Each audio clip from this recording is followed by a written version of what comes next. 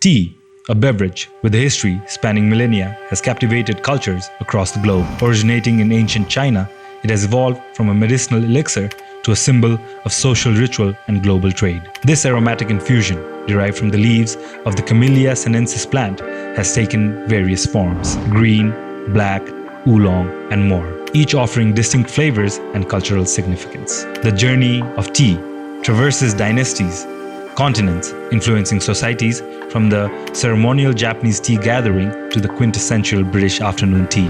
Its narrative involves legends of emperors, maritime trade expeditions, and even political upheaval like the Opium Wars. From the tranquil tea gardens of Asia to the bustling tea houses in Europe, tea has left an indelible mark on human history. In this exploration of tea, we delve into the ancient origins, cultural transformations, and global exchange that brought it to the forefront of everyday life. From its mythical beginnings to its modern varieties, tea continues to enhance and unite people worldwide, offering not just beverage, but a bridge to diverse traditions and experience. Tea. Let's talk about it.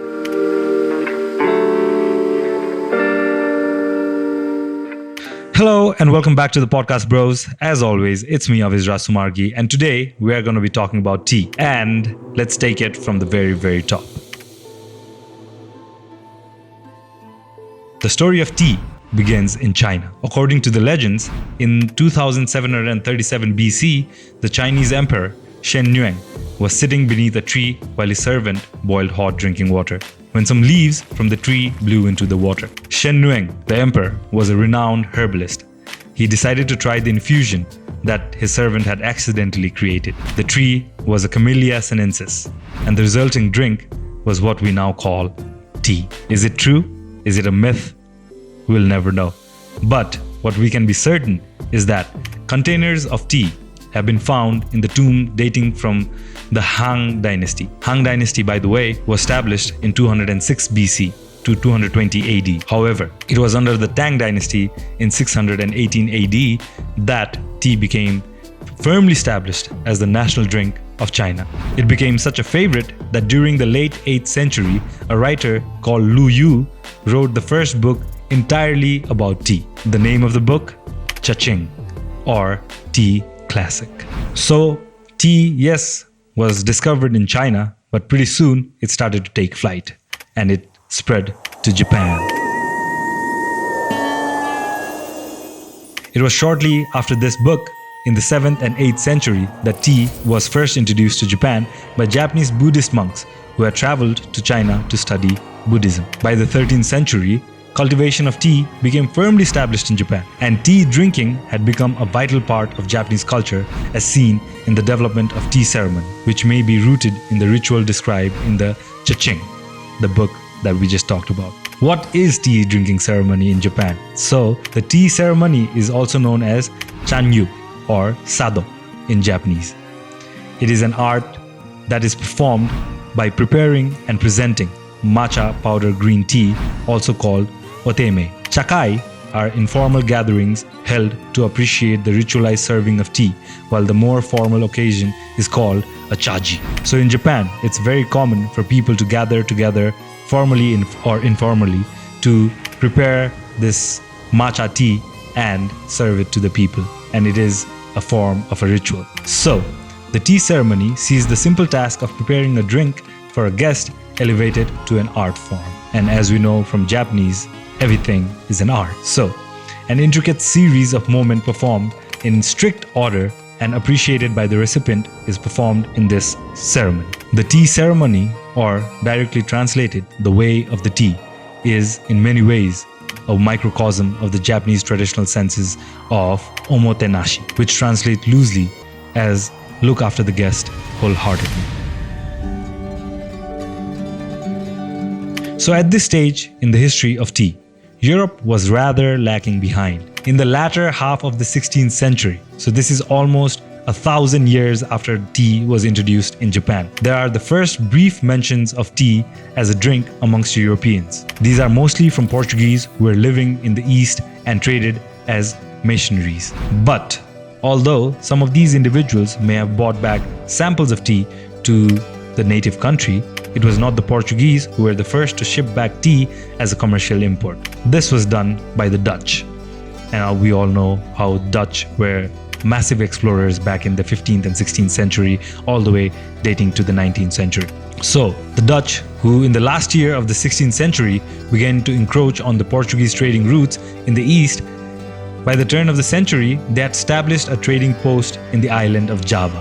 And it was via Java in the 1606 AD, the first consignment of tea was shipped from China to Holland, modern-day Netherlands. Tea soon became a fashionable drink among the Dutch and from there spread to other countries in the continental Western Europe. But because of its high price, it remained a drink for the wealthy. So how did tea eventually get to the British? Britain, always a little suspicious of the continental trend, had yet to become the nation of tea drinkers that we know today. Since 1600, the British East India Company had the monopoly on importing goods from outside Europe, and it is likely that the sailors on this ship brought tea home as gifts. But the first dated reference to tea in this country is from an advert in the London newspaper Mercius Politicus from September 1658 AD. It announced that China drink was on a sale at a coffee house in Sweeting Rent in the city of London. The first coffee house had been established in London in 1652, and the term of this advert suggests that the tea was still somewhat of an unfamiliar to most readers. So, it is fair to assume that the drink was still something of a curiosity to a lot of people that were going to find out about tea eventually. So what changed? How did British take so much liking to the tea drinking culture? It was the marriage of Charles II to Catherine of Braganza that would prove to be a turning point in the history of tea in Britain. She was a Portuguese princess and a tea addict. And it was her love for the drink that established tea as a fashionable beverage. And we have already talked about how Portuguese were really in love with tea. First at court and then amongst wealthy classes as a whole, Britain had firmly stepped into the drinking culture. Capitalizing on this, the East India Company began to import tea into Britain. Its first order being placed in 1664, almost 1,000 years from when tea was introduced in Japan. The first order of consignment was 100 lbs of Chinese tea to be shipped from Java. It became a popular drink in coffee houses, and back then, coffee houses were much a location for transaction of business as well as relaxation and pleasure. Previous cultures, huh? You never know what place can be used for what. I mean. Anyways, let's get back to it.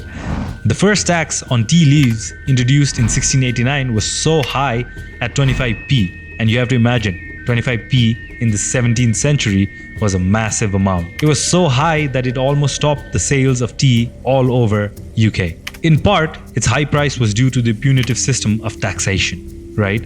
And all the way up to 1964 was finally when the British abandoned the punitive taxes system on tea. One of the unforeseen consequences of the taxation of tea was the growth of the method of avoiding taxation: smuggling and adulteration. Because the taxation was so high, people would go to lengths to get tea, as they had already been in love with this evening pastime. So they would do all this different kind of smuggling and adulteration just to drink tea. I mean, the lengths that people will go to, huh? But by the 18th century, many Britain wanted to drink tea but could not afford the high prices. And the enthusiasm for the drink was matched by the enthusiasm for cultural criminal gangs and smuggling it into the country. What began as a small-time illegal trade, selling a few pounds of tea to people of contact, developed by the late 18th century into an astounding organized crime network, importing as much as 7 million lbs annually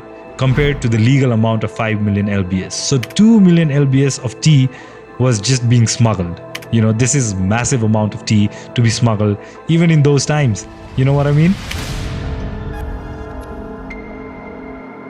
In the mid-1800s, the British stole Camellia sinensis saplings from China and brought them to India.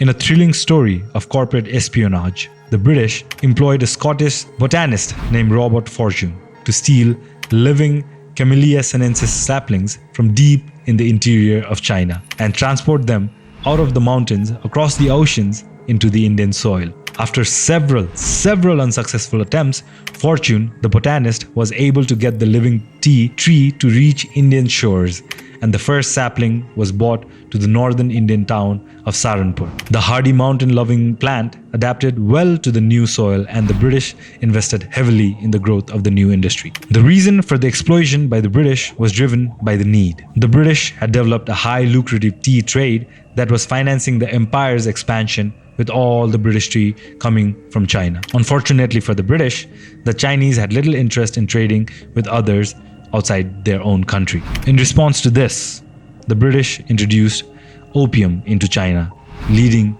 to the famed Opium War of the mid-19th century. This war promoted the British to look for a closer, easier supply for tea, and India was their top prospect. The Indian tea industry colonial roots are complex and dark, but the result was a complete renovation of how tea is made and how tea is shipped all over the world. India went from not having no commercial tea production to becoming the world's largest producer of tea in just 4 decades, outproducing China, impressing exporting history. The first Indian tea region to gain global recognition was Assam, which the British built by developing estate models. So what do I mean by estate models? Estate models is basically you acquire a huge portion of land and you plant just tea, right?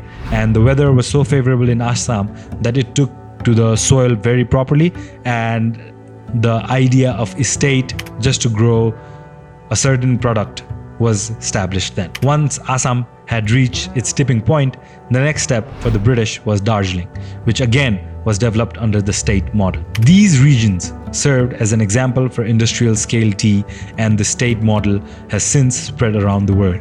Today, India's influence on tea continues even as the industry evolves.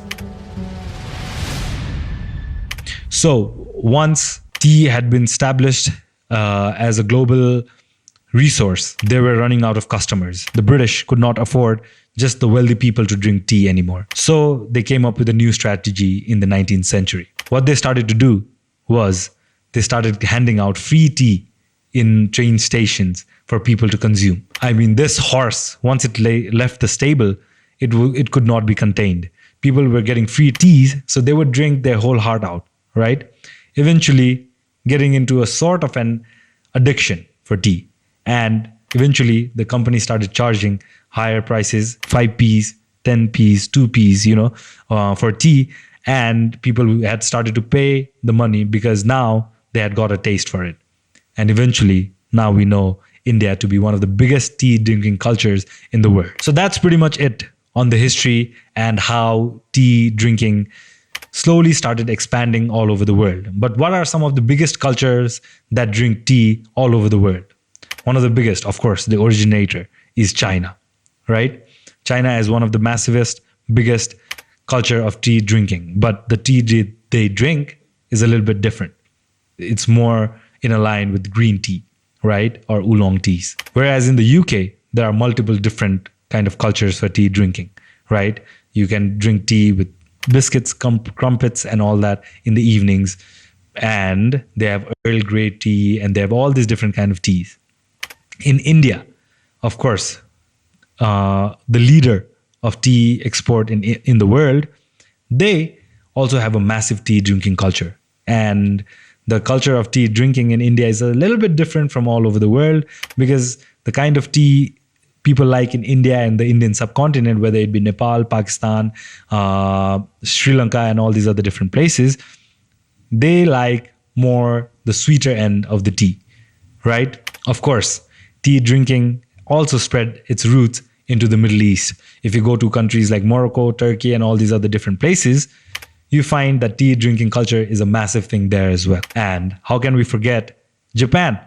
Japan, the originator of matcha tea, one of the most renowned and famous tea in the world, is also one of the biggest tea cultures, and we talked about it a little bit ago. They are also one of the biggest tea cultures in the world, and they have their own rituals and they have their own tradition that they bind in and around the tea. And finally, the originator of iced tea and sweet tea, Thailand, that really boosted the sales of tea in a whole different way. Traditionally, tea was supposed to be drank hot, right?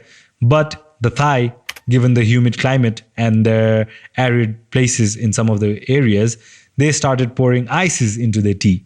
And they also drink sweet teas, right? So that really influenced the different culture. And now, all over the world, you guys must be very familiar with bubble tea and all these different bobas that you can drink, right? So that now has spread all over Asia. You can go anywhere in the world and can find tea. And yeah, you can see how so many things kind of aligned together in this 4,000 years old history of tea. And now the whole world has become a tea drinking culture. Of course, we have to mention some honorable mentions over here. The Boston Tea Party, right? The biggest, one of the most renowned tea incident that has ever happened in the world. So that has to be mentioned, but we do not have time to research on all that and give you guys all the different side of the stories on that one. Even the Opium Wars that we talked about, that the UK, though a sad story, kind of employed to destabilize the Chinese tea culture, right? And establish their roots in India. So that's pretty much it on the tea and how the world has become a tea drinking culture now. And yeah, if there's anything else you guys want to know about tea or something like that, please feel free to let your queries know in the comment below. We'll be active there. And thank you so much for tuning in. I hope you guys really enjoyed this short and brief history of tea and how the world kind of took liking to the tea in unliking circumstances. And thank you so much for tuning in again. See you guys in the next one. And peace.